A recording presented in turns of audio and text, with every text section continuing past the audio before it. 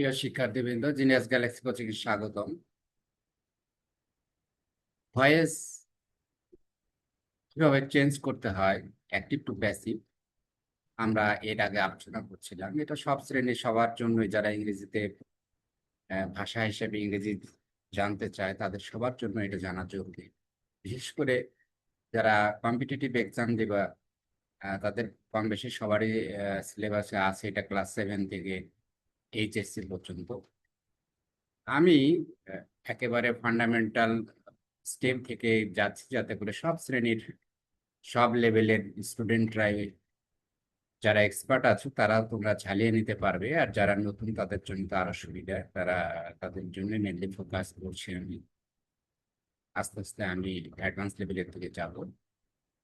আজকে আমরা আহ, তৃতীয় পর্ব আলোচনা করব। সেটা আমরা ফার্স্টে ভয়েসের যে টেন্স ভিত্তিক যে রুলগুলো, সেটা নিয়ে আমরা আলোচনা করছি। আজকে আমরা প্রেজেন্ট পারফেক্ট এবং প্রেজেন্ট পারফেক্ট কন্টিনিউয়াস টেন্স এই দুটার উপর কথা বলবো। চলো যাই আমরা আলোচনায়।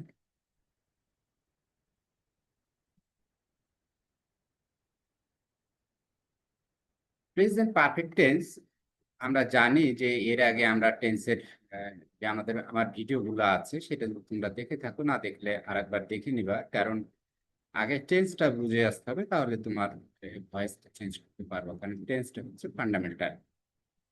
এইখানে প্রেজেন্ট পারফেক্ট টেন্সের আমরা এর আগে যে স্ট্রাকচার গুলো শিখে এসেছি টেন্সের, সেখানে সব কিন্তু অ্যাক্টিভ। আমি এর আগে বলেছি সবগুলো অ্যাক্টিভ নিয়ে আলোচনা করা হচ্ছে, কারণ মেজরিটি সেন্টেন্সে আমরা এক সেন্টেন্স ইউজ করি, যে কারণে প্রাথমিক টেন্সের আলোচনার সময় সবগুলো ওগুলো অ্যাক্টিভে করা আছে।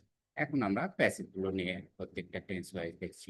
প্রেজেন্ট পারফেক্ট টেন্সের অ্যাক্টিভের আমরা স্ট্রাকচার যদি দেখি, অ্যাসার্টিভের অ্যাফার্মেটিভ, সেখানে সাবজেক্টের পরে হ্যাভ অথবা হ্যাজ হয়, তারপরে ভি3 হয়, অর্থাৎ পাস্ট পার্টিসিপল ফর্ম, তারপরে অবজেক্ট এক্সটেনশন এগুলো থাকবে। হ্যাভ কখন আর হ্যাজ কখন হয় আমরা জানি। হ্যাজ শুধু হয় সাবজেক্টটা যখন থার্ড পার্সন সিঙ্গুলার, তখন হয় হ্যাজ। আর হ্যাভ হয় অন্যান্য সবার ক্ষেত্রে।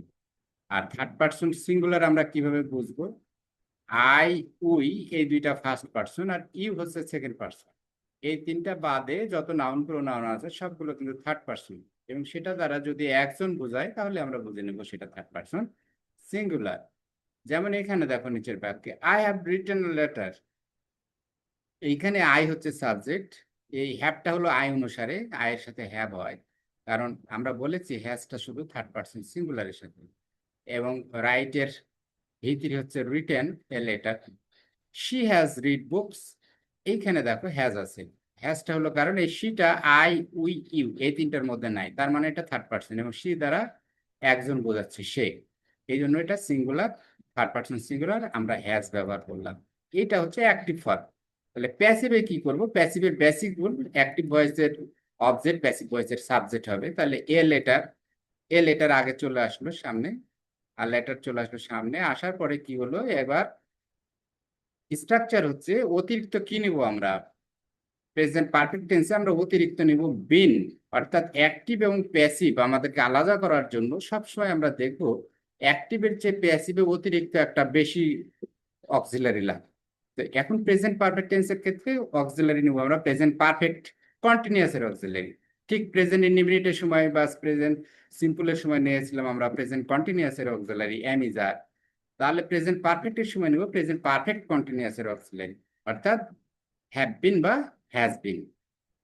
এইখানে এর লেটার থার্ড পার্সন সিঙ্গুলার, এই হ্যাভ বা হ্যাজ এটা কিন্তু এখন এই নতুন যে সাবজেক্ট হচ্ছে অবজেক্ট থেকে, সেটার উপরে নির্ভর করবে।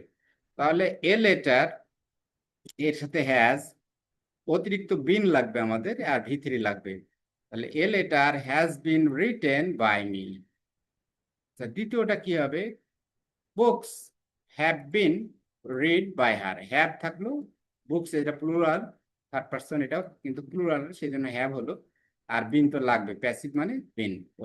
প্রেজেন্ট পারফেক্ট টেন্সে প্যাসিভ অতিরিক্ত লাগবে বিন এবং ভি3 ফর্ম।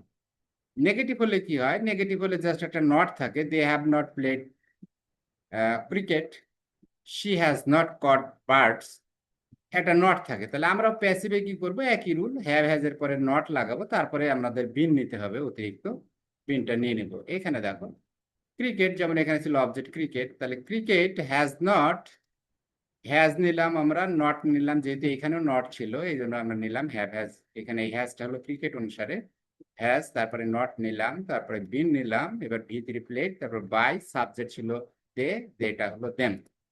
একইভাবে he has not caught birds, তাহলে বার্ডস হলো অবজেক্ট, অবজেক্ট হলো সাবজেক্ট, বার্ডস এর সাথে হবে হ্যাভ, এরপরে একটা নট হবে কারণ এখানে হ্যাজ এর পরে নট ছিল, আমাকেও নট দিতে হবে, এরপরে বিন দিব অতিরিক্ত। মনে রাখতে হবে নেগেটিভের নটটা হয় কিন্তু ফার্স্ট যে অক্সিলারি তার সাথে, এখানে হ্যাভ এটা অক্সিলারি, বিনও অক্সিলারি, কিন্তু নটটা বিনের পরে যাবে না, নটটা থাকবে হ্যাভ হ্যাজ এর পরে। ঠিক ইন্টারোগেটিভ হলে কি হয়, ইন্টারোগেটিভ বাক্যে হ্যাভ আর হ্যাজ সাবজেক্টের আগে থাকে, কারণ এটা বেসিক রুল যে কোনো বাক্য প্রশ্নবোধক করতে হলে অক্সিলারিটা সাবজেক্টের আগে দিতে হয়। তাহলে এখানে উই এর সাথে হ্যাভ ছিল, হ্যাভটা আগে আসলো, have we played hockey, has Karim ড্রন a picture. তাহলে এটা প্রেজেন্ট পারফেক্ট টেন্স আমরা কিভাবে বুঝলাম, এই যে হ্যাভ হ্যাজ আছে আর সাবজেক্ট আছে আর ভি3 আছে, এটা দেখে আমরা বুঝলাম এটা প্রেজেন্ট পারফেক্ট টেন্স, এটা অ্যাক্টিভ। তাহলে প্যাসিভে আমরা কি করব, অতিরিক্ত একটা বিন নিতে হবে, অতিরিক্ত একটা বিন নিতে হবে, আর হকিটা আর অবজেক্ট গুলো সাবজেক্ট চলে আসবে। তাহলে এখানে হকি ছিল, হকিটা আসলো, হকির সাথে হ্যাজ হয়, হ্যাজটাই আগে চলে আসবে আবার, যেহেতু অ্যাক্টিভে প্রশ্নবোধক ছিল অক্সিলারি সাবজেক্টের আগে ছিল, এখন নতুন সাবজেক্ট হলো আমার হকি, তাহলে হকির আগে তার সাবজেক্ট অক্সিলারি চলে আসলো, তাহলে হকি আগে আসলো হ্যাজ, হ্যাজ হকি, এরপরে হলো বিন, কারণ প্যাসিভ মানে প্রেজেন্ট পারফেক্ট টেন্সে অতিরিক্ত বিন লাগবে, বিন প্লেড ভি3 বাই, সাবজেক্ট ছিল উই, আসলে এখানে। আচ্ছা, এইখানে এ পিকচার, আ পিকচারের সাথে হবে হ্যাজ, তাহলে হ্যাজটাই আগে আসবে কারণ এখানে হ্যাজটা আগে ছিল, এটা প্রশ্নবোধক ছিল, আমাকে এখানে প্রশ্নবোধক করতে হবে প্যাসিভে, তাহলে হ্যাজটা আগে আসলো, অবজেক্টটা সাবজেক্ট হলো, অতিরিক্ত বিন লাগবে, তাহলে বিনটা আমার এখানে পরে থেকে যাবে, জাস্ট সাবজেক্টের আগে শুধু ফার্স্ট অক্সিলারি যেটা হ্যাভ হ্যাজ সেটা আসবে, বিনটা থেকে যাবে পরেই, ড্রন বাই করে। এবার যদি নেগেটিভ হয়, ইন্টারোগেটিভ নেগেটিভ, তখন কি হচ্ছে, সেম স্ট্রাকচার, এখানে হ্যাভ হ্যাজ সাবজেক্টের আগে, তারপরে সাবজেক্ট, তারপরে নট থাকতেছে, কিন্তু শর্ট ফর্ম হলে কিন্তু ওই নটটা আগে চলে যাবে, হ্যাভেন্ট, তখন হয়ে যাবে হ্যাভেন্ট উই। আচ্ছা, তাহলে প্যাসিভ করার সময় আমরা কি করব, প্যাসিভ করার সময় এখানে সেম জিনিস, আমাকে প্যাসিভেও অক্সিলারি সাবজেক্টের আগে দিতে হবে এবং নট আছে সেটা সাবজেক্টের পরে রেখে আমাকে বিন দিতে হবে, যেমন has hockey not been played by us. আচ্ছা, এই ছিল প্রেজেন্ট পারফেক্টের রুল। এবার আমরা প্রেজেন্ট পারফেক্ট কন্টিনিউয়াস যদি দেখি এর গঠন প্রণালী, এটা অ্যাক্টিভে কি ছিল, অ্যাক্টিভে ছিল সাবজেক্ট হ্যাভ বিন অথবা হ্যাজ বিন আর ভি1 এর সাথে আইএনজি, অর্থাৎ হ্যাভ অথবা হ্যাজ সাবজেক্ট অনুসারে হয়, থার্ড পারসন সিঙ্গুলার হলে হ্যাজ হবে, এছাড়া সবার সাথে হবে হ্যাভ, তারপরে বিন থাকে আর ভি1, যে কোনো কন্টিনিউয়াস টেন্স মানে কিন্তু অ্যাক্টিভে ভার্বের সাথে আইএনজি, আর যে কোনো কন্টিনিউয়াস টেন্সের প্যাসিভ মানে বিং লাগবে, বিইআইএনজি, আর যে কোনো পারফেক্ট টেন্সের প্যাসিভ মানে বিন লাগবে, এই যে BEEN, আর এইখানে লাগবে পিং, অতিরিক্ত লাগবে পিং, কন্টিনিউয়াস মানে পিং। তাহলে প্রেজেন্ট পারফেক্ট টেন্স আমরা যদি বাক্যটা দেখি, I have been writing a letter since evening, সন্ধ্যা থেকে আমি একটা চিঠি লিখছি, যেহেতু টাইম উল্লেখ আছে তো প্রেজেন্ট পারফেক্ট কন্টিনিউয়াস। তো এখন আহ এইটার যদি আমি প্যাসিভ করি, আরেকটু কথা বলে রাখি, প্রেজেন্ট পারফেক্ট কন্টিনিউয়াসের সাধারণত পরীক্ষায় ইয়াতে আসে না, পরীক্ষায় এগুলো আসে না প্যাসিভের ক্ষেত্রে। প্যাসিভ আসলে মেন ফোকাস করা হয় প্রেজেন্টের 3টা টেন্স, পাস্টের 3টা, আর হলো ফিউচারের অ্যাকচুয়ালি 2টা, ফিউচার সিম্পল আর ফিউচার কন্টিনিউয়াস, অন্যগুলোর ব্যবহার খুবই সীমিত, আমরা যদিও আলোচনার খাতিরে এটা সবগুলো স্ট্রাকচার দেখে রাখবো আমরা। তো প্রেজেন্ট পারফেক্ট কন্টিনিউয়াস, তাহলে আমরা অ্যাক্টিভের স্ট্রাকচার দেখলাম, সাবজেক্টের পরে হ্যাভ বা হ্যাজ, তারপরে বিন, তারপর ভার্বের সাথে ING, object extension. I have been writing a letter since evening. She has been reading books for 2 hours. 2 ঘন্টা ধরে সে বইগুলো পড়ছে।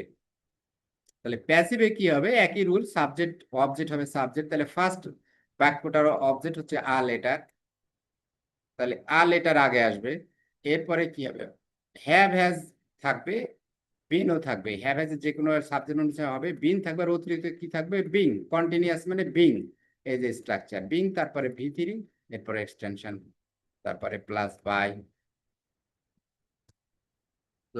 তারপরে অবজেক্ট। স্যার তাহলে এ লেটার অবজেক্ট ছিল, সাবজেক্ট হলো, তাহলে এর সাথে এ লেটারের সাথে হ্যাজ হবে থার্ড পারসন সিঙ্গুলার, তারপরে বিন থাকবে যেহেতু প্রেজেন্ট পারফেক্ট কন্টিনিউয়াস, তারপরে বিং হবে অতিরিক্ত, V3 হবে রিটেন, এইটুকু এক্সটেনশন থেকে গেল সিন্স ইভেনিং, তারপরে বাই সাবজেক্ট ছিল আয়ের অবজেক্ট হলো মি। পরেরটা যদি দেখি আমরা, পরেরটা অবজেক্ট হচ্ছে বুকস ফর 2 আওয়ার্স, এটা কিন্তু অ্যাডভার্ব টাইম বোঝাচ্ছে, এটা কিন্তু না। তাহলে বুকস হচ্ছে অবজেক্ট, তাহলে অবজেক্ট আগে আসলো, বুকসের সাথে হ্যাভ হবে, হ্যাজ হবে না, কারণ বুকসটা প্লুরাল, এই জন্য হ্যাভ হলো। তাহলে হ্যাভ বিন বিং হবে, রিডের V3 রিড, এরপর এক্সটেনশনটা থেকে গেল ফর 2 আওয়ার্স, বাই সাবজেক্ট ছিল শি, হার। এই ছিল প্রেজেন্ট পারফেক্ট এবং প্রেজেন্ট পারফেক্ট কন্টিনিউয়াস এর রুল। তোমরা আমার এই চ্যানেলটা সাবস্ক্রাইব করে থাকবে, যাতে নতুন নতুন ভিডিওগুলো আসলে তোমরা পেতে পারো। নেক্সট টাইমে আমরা আমাদের পরবর্তী এপিসোডে আমরা পাস্ট টেন্সটা কমপ্লিট করব, দেন ফিউচার, এরপরে আমরা অন্যান্য যে মডেল অক্সিলারি সহ ইন্টারোগেটিভের WH ওয়ার্ড, এবং ইন্টারোগেটিভটা বেশ কিছুটা জটিল, অনেকে ভুল করো তোমরা, ইম্পারেটিভ সেন্টেন্স, এগুলো নিয়ে আমরা ডিটেলস আলোচনা করব। Thank you very much for watching and this video, and hopefully you all will be benefited if you continue learning. I'll try my best to explain everything in plain English and as well as Bangla, so that you can learn in your mother tongue. So thank you very much. Hope for the best. Bye.